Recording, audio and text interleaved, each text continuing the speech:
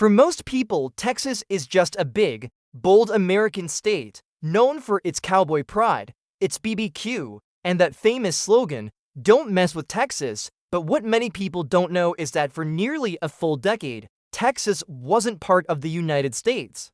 Or Mexico, it was its own country. Yes, the Republic of Texas was a fully independent nation from 1836 to 1845, and its story is as wild and dramatic as the frontier itself. Let's get into it, the fight for independence.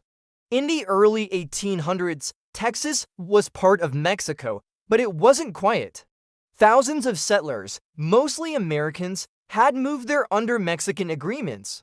Over time, cultural clashes, disagreements over slavery, and Mexican President Santa and his rise to power created major tension. The result was a lot of anger and a growing desire for independence. In 1836, after years of unrest, settlers in Texas declared independence from Mexico.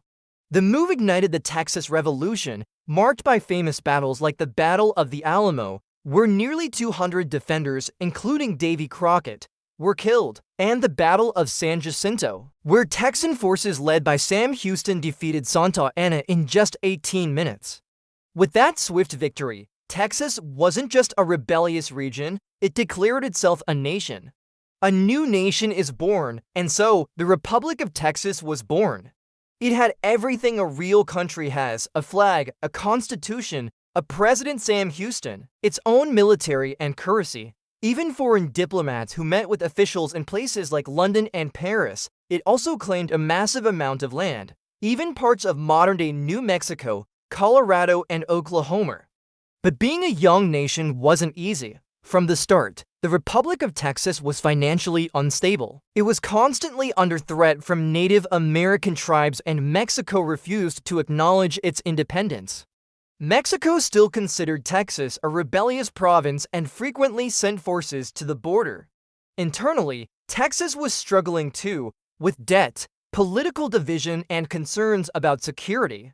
Early on, Texas had hoped the U.S. would annex it, but Washington hesitated. Adding Texas as a state would increase the number of slave states in the U.S. and risk war with Mexico. So Texas waited, and for 9 years it stayed independent, though not always by choice.